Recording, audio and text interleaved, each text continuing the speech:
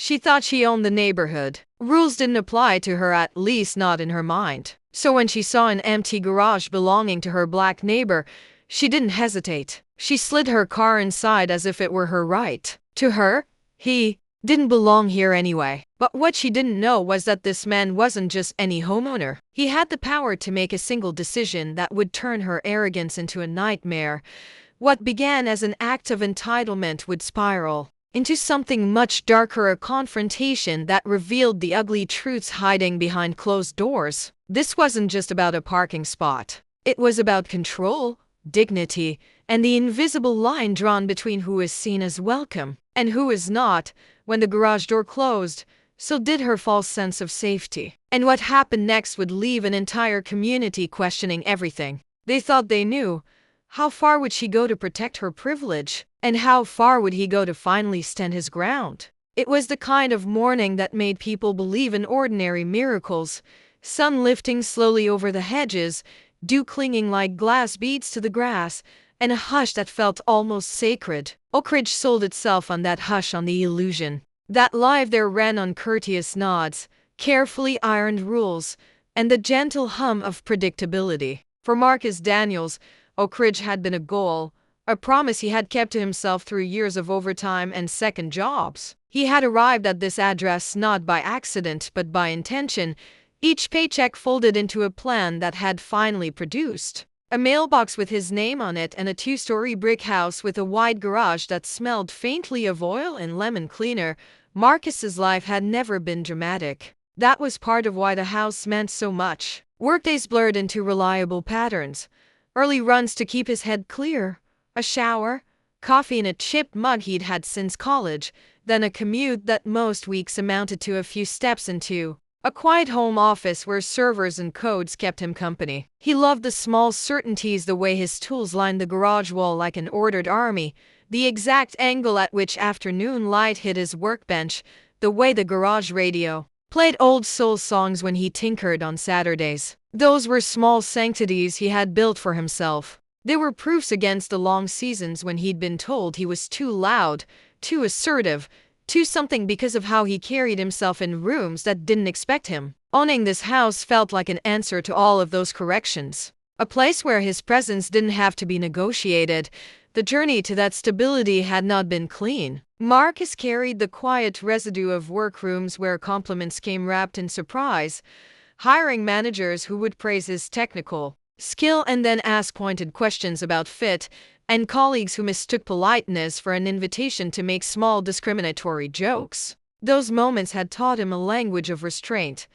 How to smile when the tone was wrong, how to apologize preemptively for taking up space, how to attend neighborhood meetings and bend his voice low so his words would not threaten. He never wanted his life to be a confrontation. He wanted it to be ordinary and steady, and above all, his Oak Ridge's Homeowners Association liked to say it preserved value. Its notices felt more like doctrine. The HOA meetings turned into a theater of thinly veiled judgments. Rules about mailbox flags and mulch colors were debated with the gravity of scripture. Marcus attended once, hands folded, his presence a polite disruption. He left with several helpful reminders about lawn height and an odd note about community fit.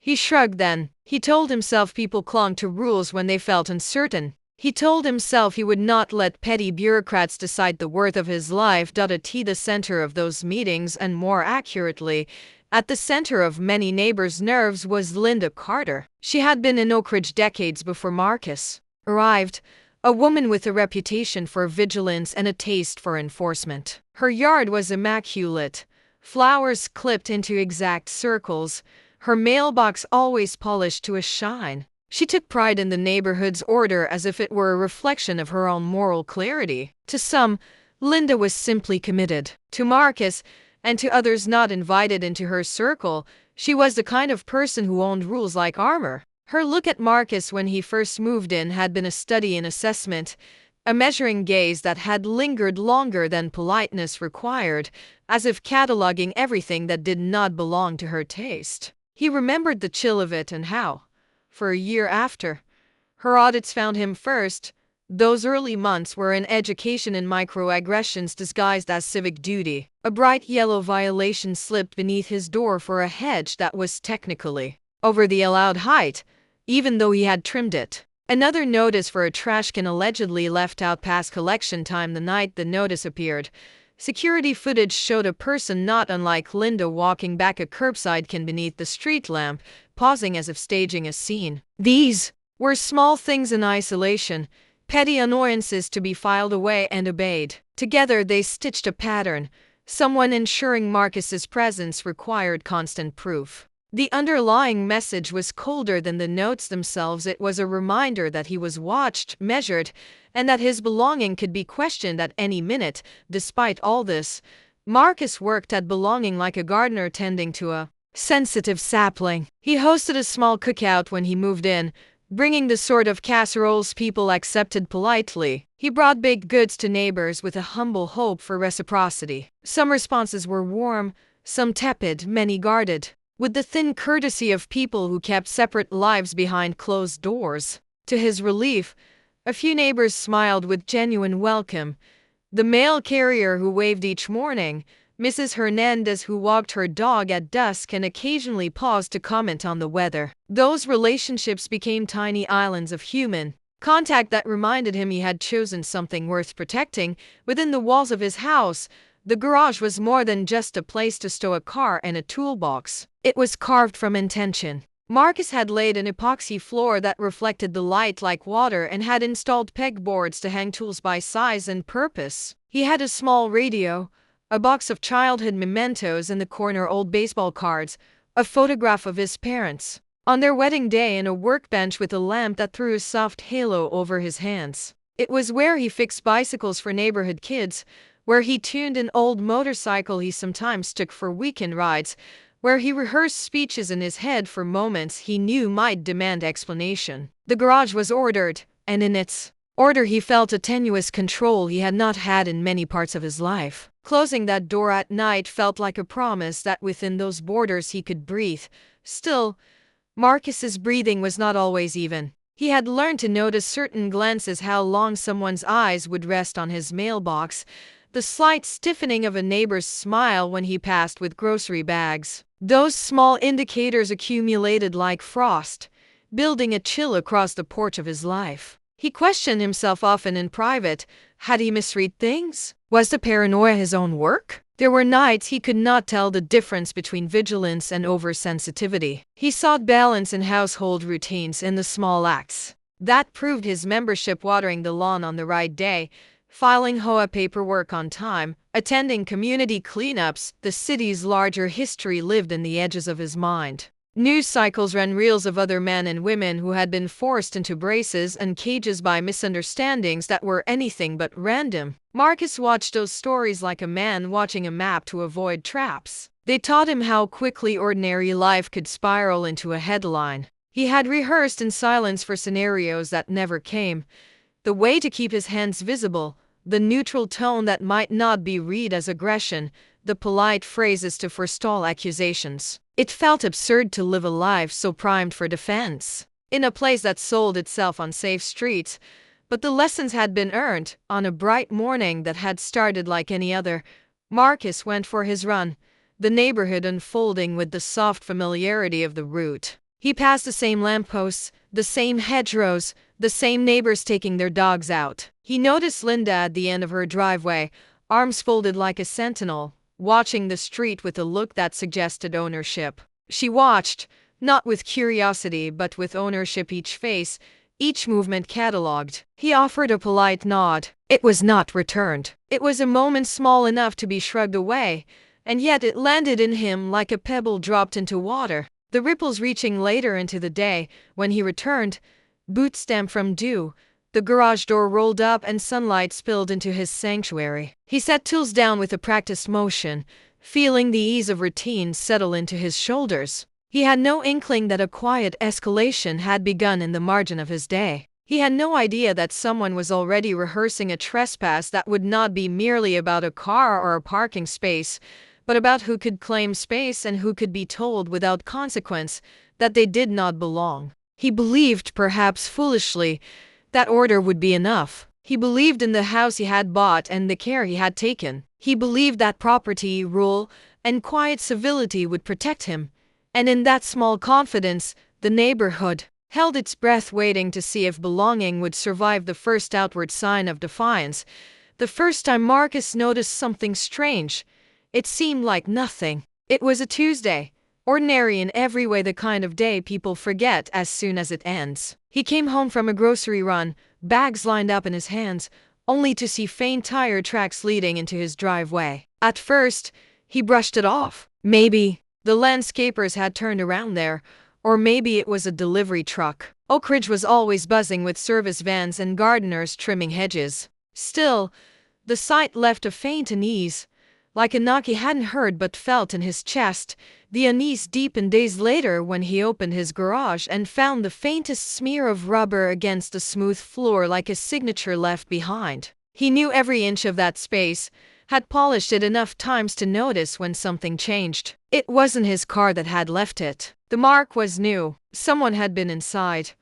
Marcus's stomach tightened, but he tried to reason with himself. Perhaps he had let his imagination run ahead of him. Perhaps the maintenance crew had leaned too close. He had no proof, just a mark on the floor and a tightening in his chest. And yet, he checked the garage door twice that night, lingering as the heavy metal closed with a final thud. The sound, usually comforting, now carried an edge of warning. The next week, he caught the first undeniable sign. Pulling into his driveway after a late afternoon jog, Marcus slowed as the garage came into view. The door, which he always kept shut, was standing wide open. For a heartbeat, he froze, scanning the edges of the space, half expecting to see movement. His tools were untouched. His shelves stood as neat as ever. The only thing out of place was the emptiness, the silent accusation that someone had been where they didn't belong. Neighbors passed on the sidewalk, their glances curious, perhaps even entertained. None stopped to ask if he was okay. He shut the door quickly, heart thudding, telling himself it must have been a malfunction, a technical error with the remote. But deep down, he felt the cold truth settling. Someone had been bold enough to walk into his sanctuary. Then came the day that erased all doubt. Marcus returned from errands, paper bags rustling in his arms, only to see a car, sleek, silver, unfamiliar, parked squarely in his garage. His pulse hammered in disbelief. The car didn't just block the space, it claimed it. His tools, his shelves, his boxes, background to someone else's arrogance. The garage door stood open, almost taunting, as if whoever had parked there had no fear of being caught. Standing in the driveway, Marcus felt a rush of emotions collide: confusion, violation, anger. The space had been his sanctuary, and now it had been invaded. He stepped closer, scanning the windshield. The driver's seat was empty. No note, no explanation, just entitlement sitting on four wheels. And then, as if summoned by the very thought, Linda Carter appeared. She strolled across the street, sunglasses perched on her head, her expression one of casual ownership. Her voice floated toward him, sharp and breezy all at once. She said something about needing the space for just a moment, her words dismissive, as if Marcus should feel grateful for the honor of her car occupying his garage. She didn't ask permission. She announced it. Marcus stood frozen. In that instant, the weight of every violation he had endured in Oak Ridge pressed against his chest, the warning notes, the stares, the measuring glances. Now here was Linda, not even hiding her disdain, treating his property as an accessory to her convenience. Neighbors noticed. Curtains shifted in nearby windows. A couple walking their dog slowed down, their eyes darting between Marcus and Linda. The air thickened with the unspoken question: would he challenge her? Or would he, like so many times before, let it slide? He wanted to shout, to demand she move, to reclaim his space. But he also knew the stakes. In neighborhoods like Oak Ridge, when a black man raised his voice, it wasn't heard as anger, it was labeled aggression. He had seen it play out too many times. The risk wasn't just conflict, it was escalation. The kind that could leave him branded as a problem or worse. His silence in that moment wasn't weakness, it was survival. Linda, reading his pause as submission, smirked. She turned back toward her house, tossing over her shoulder that she'd only be a few minutes. Her heels clicked against the pavement like punctuation marks, each one drilling into his pride. The silver car remained, bold and unmoving. That night, Marcus sat in his garage long after the car had gone, staring at the empty space as if it still carried the weight of intrusion. The garage no longer felt like a sanctuary. It felt fragile, vulnerable, tainted by the knowledge that someone believed they had the right to take it. His mind churned with questions. What if she did it again? What if others followed? What if no one in Oak Ridge cared enough to stop her? The following days brought no reprieve. Twice more, Marcus found Linda's car occupying his garage, always with the same breezy dismissal. Once, she even left the door rolled shut, her vehicle locked inside as if the space were hers by contract. Each time, Marcus felt his restraint stretch thinner, the coil inside him winding tighter. Each time, neighbors glanced and looked away, their silence complicit. Whispers began to follow him at HOA meetings, at mailboxes. He caught fragments. Maybe he doesn't really use it. He should be more flexible. Linda's been here forever. The neighborhood wasn't just ignoring the violation, it was rationalizing it. His ownership meant less, his voice meant less, because his presence itself was considered conditional. The injustice dug deeper when he discovered a new notice taped to his door, a warning about garage door misuse. The HOA claimed his door had been left open multiple times. Marcus knew the truth. Linda had left it open, carelessly, arrogantly, but the blame had landed squarely on him. The violation wasn't just physical anymore, it was bureaucratic, woven into the rules meant to protect. Marcus realized he was being cornered. If he fought back openly, he risked being painted as hostile. If he stayed silent, he surrendered his dignity piece by piece. Each invasion became a question of how much he was willing to endure to keep the fragile peace of Oak Ridge. And then came the breaking point. One Friday evening, Marcus returned from work to find not only Linda's car in his garage but the door locked shut. His keypad code didn't respond. His own sanctuary had been turned against him, sealed by someone else's arrogance. Standing in his driveway, the sun sinking low in shadows stretching across the neat lawns, Marcus felt the coil inside him snap. He wasn't imagining it. He wasn't overreacting. He was being pushed, tested, erased in slow motion. The garage was no longer just a space, it was the battleground for his dignity. As the last light of day bled into night, Marcus knew one thing with chilling clarity. He could no longer wait for courtesy or fairness to protect him. He would have to choose compliance or defiance, silence or action. And the choice he was about to make would not just reclaim a garage. It would shake the entire neighborhood. Awake, the light in the cul-de-sac had shifted from late afternoon gold to a hard, clinical dusk that made shadows long and edges sharper. Marcus stood frozen on the driveway, palms pressed flat against the cold metal of the keypad until the small plastic warmed beneath his skin. The numbers flashed red again, denying him entry. The lock's refusal sounded less like a mechanical error and more like a verdict. Someone had chosen this moment to tell him, without pretense, that his right to this place could be contested and overridden. He felt the old, familiar coil of restraint tighten inside him, the muscle memory of compromise shaped by 1,000 earlier warnings. It had been drilled into him in quiet lessons from parents who had taught survival as a daily practice, how to lower a voice, how to move slowly, how to let small indignities pass so the larger harm might be avoided. Those lessons had always been practical, but never fair. Tonight, as the keypad refused his code, the lessons felt like a map that might no longer guide him. The map had always assumed he would not be pushed to this edge. But here he was, across the street. A figure stood, like a statue of entitlement. Linda's posture was deliberate. Even in the dying light, she occupied the scene like she owned its center. She had arranged this every visit to his garage, every staged violation note so precisely that watching it unfold felt less like surprise and more like confirmation of a plan. Her expression was a study in performance. She had learned how to summon a particular kind of outrage and make others lean toward it. Tonight she had summoned it well. Neighbors began to appear as though called by some unseen cue. Porch lights clicked on, curtains parted. The cluster of houses, each a small rectangle of privacy, exhaled occupants who swapped the safety of their living rooms for the spectacle of the street. Some watched from hedges and doorways, faces half hidden by shadows, their phones already half raised in curiosity. Others stood in plain view, shoulders squared in the cautious solidarity of bystanders who measure intervention against convenience.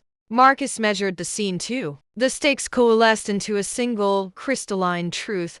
Whatever he did now might not be judged by fairness. It would be judged by history, habit, and the inertia of assumptions about who was dangerous and who was to be believed. He could feel the weight of those assumptions pressing at his ribs. He had seen this pattern. One person performing fear, the rest reshuffling their senses to match that performance. He knew how quickly instruments of authority could be summoned. He had watched too many viral videos where the smallest movement by a black man became grounds for tragedy.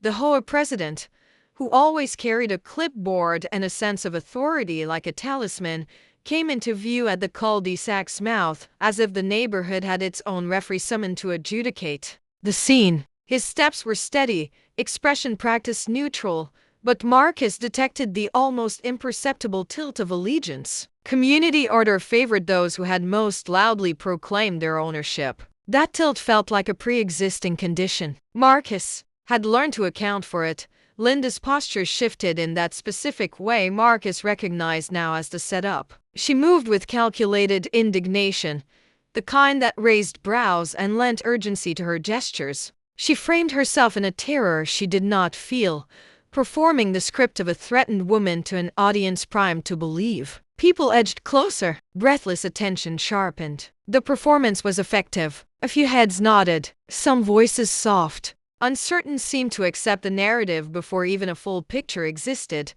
Marcus's mind ran through practical responses like a technician troubleshooting a failing system. He could call the HOA, file more complaints, take pictures. He had tried those things and watched them be turned, like any instruments, into evidence that could be bent toward the person with more social leverage. He could call the police, but he knew how that often looked on a lawn like his, a calm man reduced to a problem statement, a set of hands and a tone. The police might arrive carrying the assumption that the woman in visible distress required protection, that the man who owned the house was the source of escalation. The possibility bore down on him with a cold clarity. Each option felt like stepping into a sieve that filtered out truth and kept only whatever reinforced a dominant story.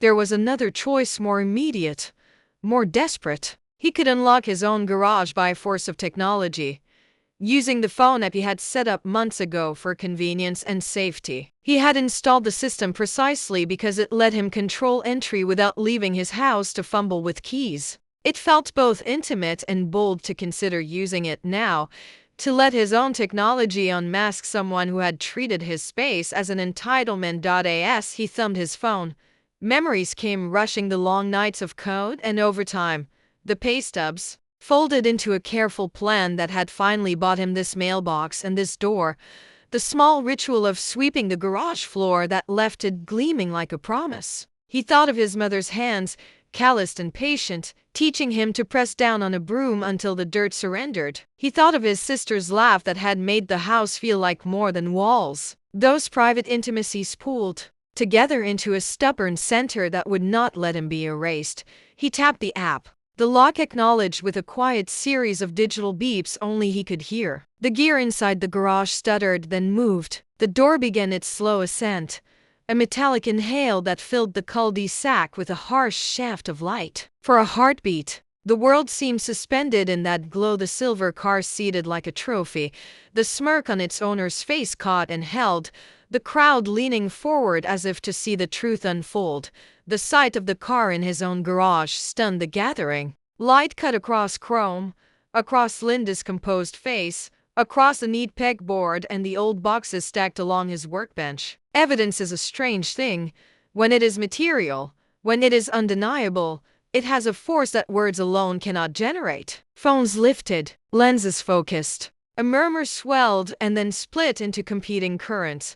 Some viewers moved toward confirmation, others toward disbelief, all captured in the aperture of glowing screens. Linda's demeanor changed. Performance bent under the weight of reality. Her hands pressed against her chest in a practiced collapse, but now the collapse was undercut by the visual proof of the car inside his property. The narrative she had hoped to spin suddenly had holes that the phone cameras and the light refused to ignore. Yet she did not step back. She doubled down, amplifying the theatrics into a higher level of performance, her fear becoming louder, more brittle. She threw images into the air like a net, seeking to catch sympathy even as the net itself was riddled with holes. Several neighbors shifted their positions. One older woman, who had walked her dog past Marcus's house for years, pushed herself to the front of the gathering and raised a phone with trembling fingers. The steadiness of her capture felt like an act of courage. A man who had often sat at his porch with a newspaper hesitated,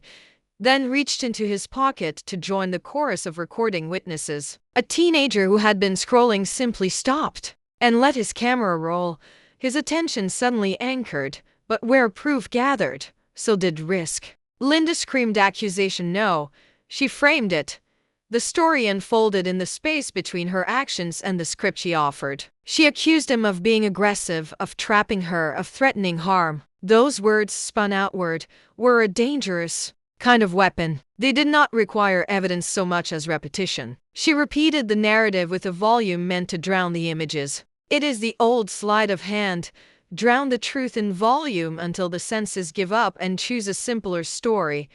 Marcus felt the shape of danger tighten. He kept his hands visible, keeping his body language deliberate, because he understood the geometry of misinterpretation. Every muscle that wanted to move forward stopped. Every impulse to point at the car or to name the pattern of harassment was folded back into composure. His silence was not surrender. It was strategy against a world that too often misread strength.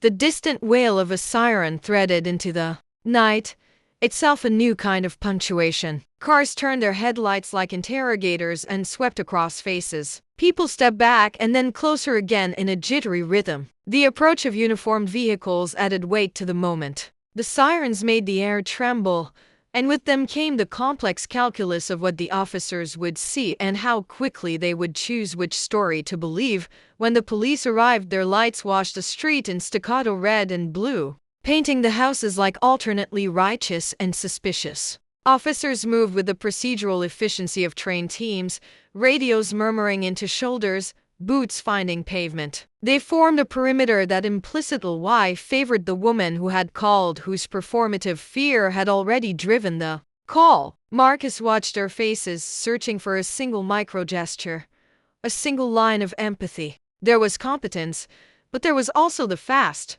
automatic reflex to see the scene through the lens of the caller's voice, an occupational hazard of policing, and one that could be lethal. An officer approached Marcus with careful steps and an outstretched hand that was not accusatory but procedural. Marcus felt the syllables of compliance coil in his throat. He followed the movement required by the situation, palms visible, shoulders steady, the posture of someone who offered no sudden motion that could be read as threat. He held himself inside the small room of control. He had left himself an act of survival that felt both dignified and humiliating. Yet even as the officers catalogued the scene, witnesses continued to react. A neighbor whose earlier silence had felt like complicity stepped forward, voice shaky but direct, describing the repeated trespasses she had observed. Another neighbor produced a clip on his phone, the one that showed Linda driving into Marcus's garage and leaving it there. The images were unarguable. The cameras had caught what memory tried to deny. In those frames, the truth was luminous and stubborn.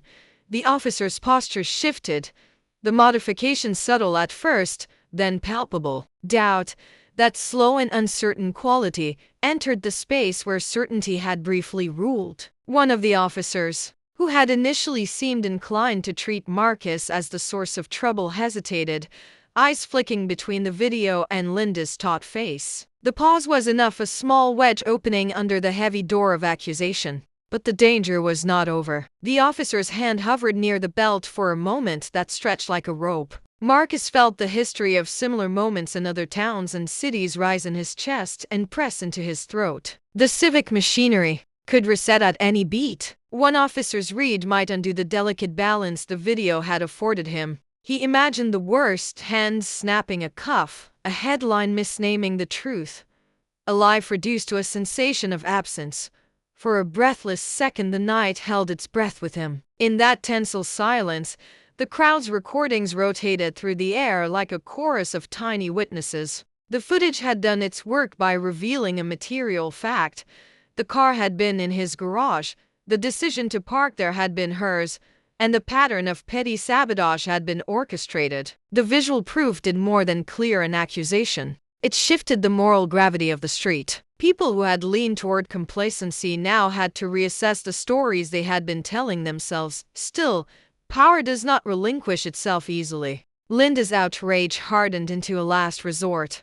Embellishment, louder panic, the invocation of fear as a weapon. Her voice rose and fragmented the air, and even as the cameras recorded, the emotional register she staged had a pull on old reflexes. The officer who had hesitated now looked at his partner, the two of them parsing call reports with the careful pragmatism of professionals who are also human beings with instincts shaped by thousands of prior scenes. A single choice, one that could be made in a breath, would determine whether he walked back into his house that night or sat in the back of a squad car while words and hearsay filled the void. It was then that a neighbor who had always been small in neighborhood conversations stepped fully into view. Her posture was unassuming but resolute. She described, in clear, breathless recollection, the pattern of Linda's actions, how the neighbor had seen the car parked before, how the violation notices always seemed to target Marcus. The neighbor's words were not the flamboyant accusation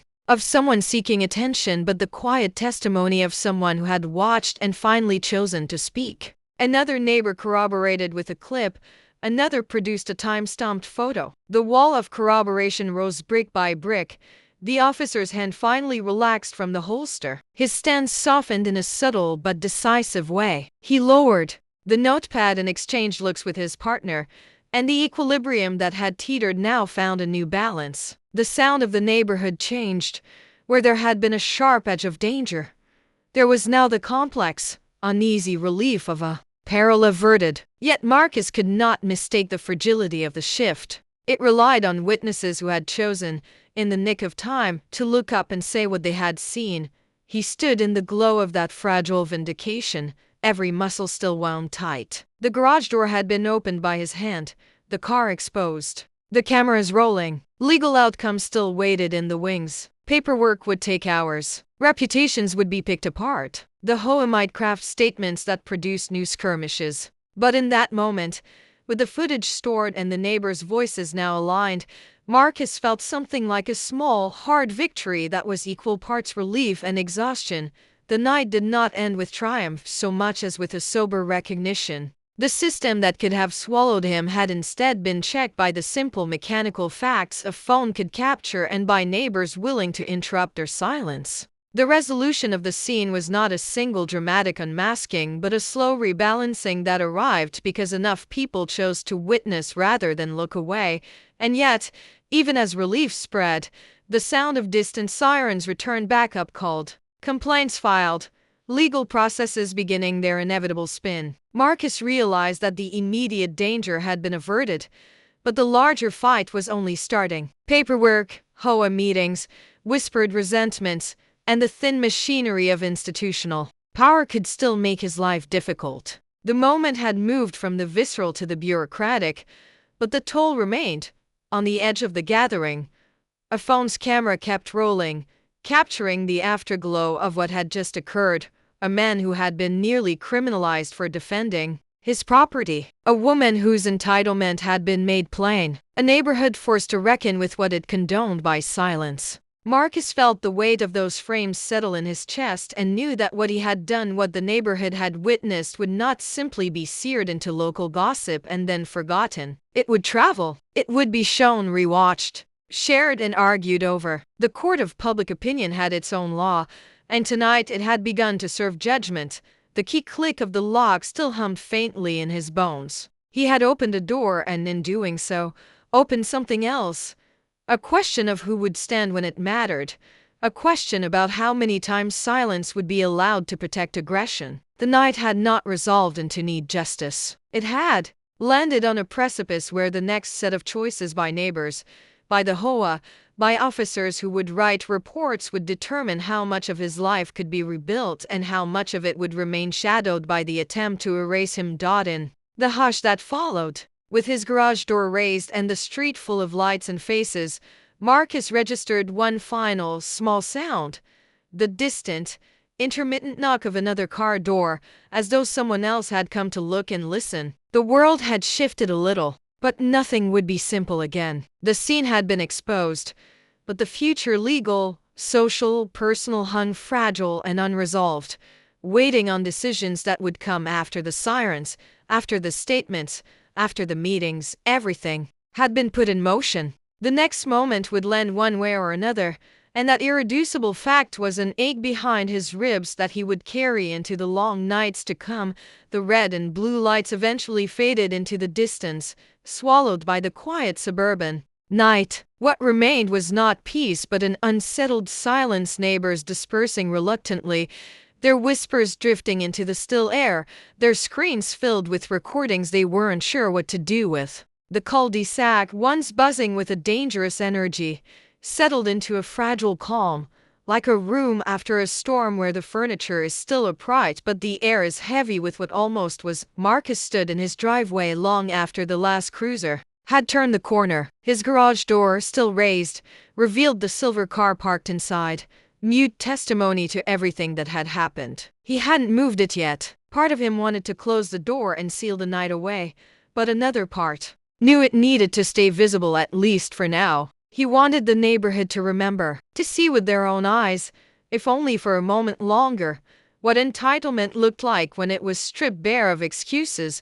When he finally stepped back inside his house, the silence hit him harder than the noise outside ever could. His hands trembled as he locked the door behind him, fingers fumbling on the deadbolt though he had done it 1,000 times before. His living room, once a sanctuary after long days, now felt smaller, tighter. He paced, then sat, then stood again, unable to settle. Every creak of the floorboard sounded amplified. Every shadow at the window felt like a reminder that safety was fragile, conditional, revocable. Sleep didn't come that night. He lay on his bed staring at the ceiling, the light from his phone screen pulling across his chest. Notifications buzzed endlessly, neighbors sending clips, friends forwarding articles about similar incidents, some simply writing, "Are you okay?" But how could he explain that okay was a word too shallow for the weight in his chest? He hadn't been arrested. He hadn't been handcuffed. He was alive, unbroken, and uncharged. But the cost of that survival was a wound invisible to most. The knowledge that all it had taken was one lie, one performance, and his life could have been rewritten as a threat. The following days blurred together. He still went to work, but the motions felt mechanical. In the office, his colleagues offered sympathetic nods without asking questions. Some avoided eye contact as though proximity to his experience might demand reflection they weren't ready for. In the grocery store, familiar faces hesitated before speaking, their smiles tentative. The footage had spread beyond the neighborhood now, shared by local pages and whispered in digital corners. Marcus had become both a symbol and a spectacle. People recognized him, not for who he was, but for what had almost been taken from him.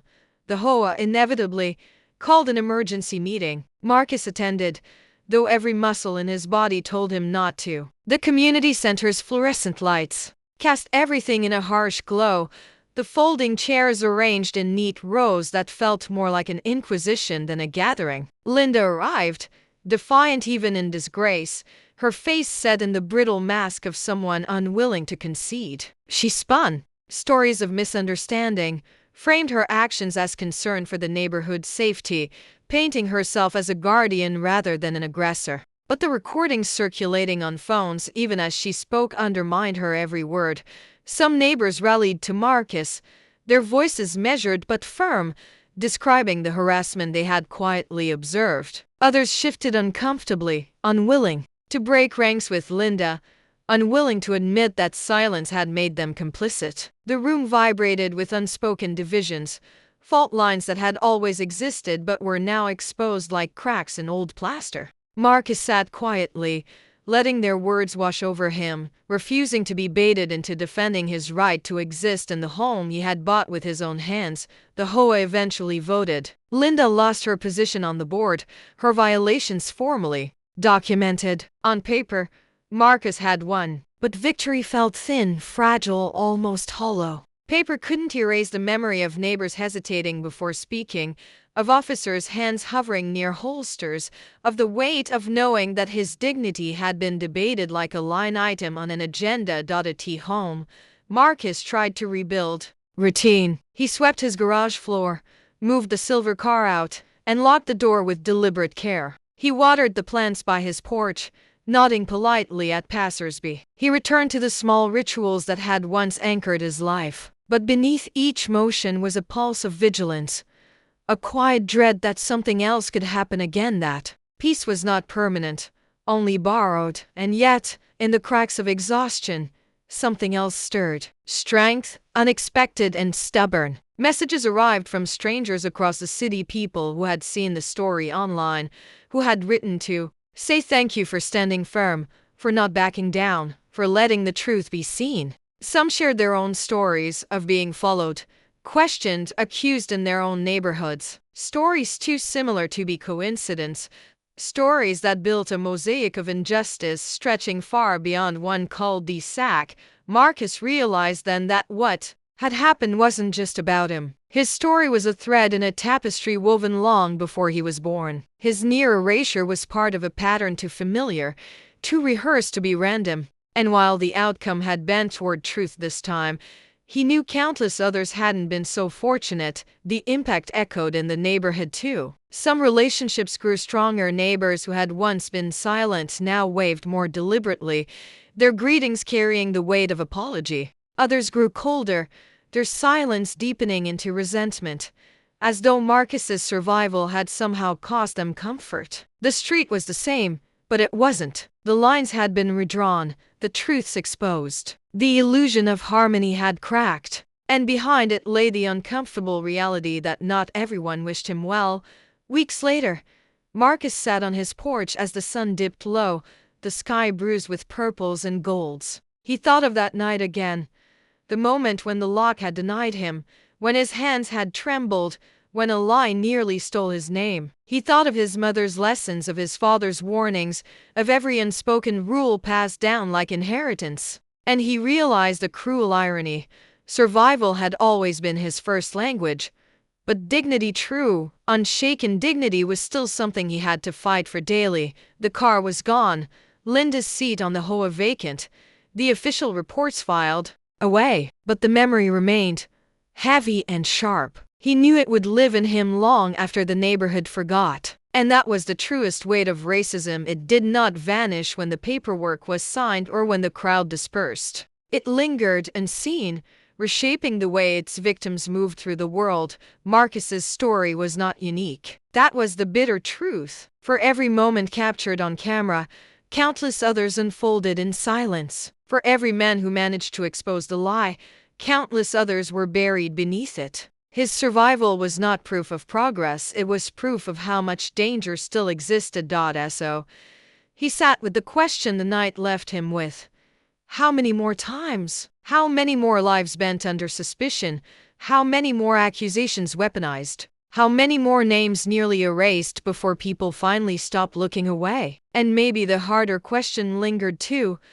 What would you have done if you had been there? Would you have spoken? Recorded? Believed? Or would you have stood in the shadows, watching, silent, complicit? Marcus knew his answer. He had lived it. But for those watching, for those listening, the answer still hung in the air, demanding to be faced. Because this wasn't just one man's story. It was the story of a country. A story of survival stitched into daily life. A story that asked,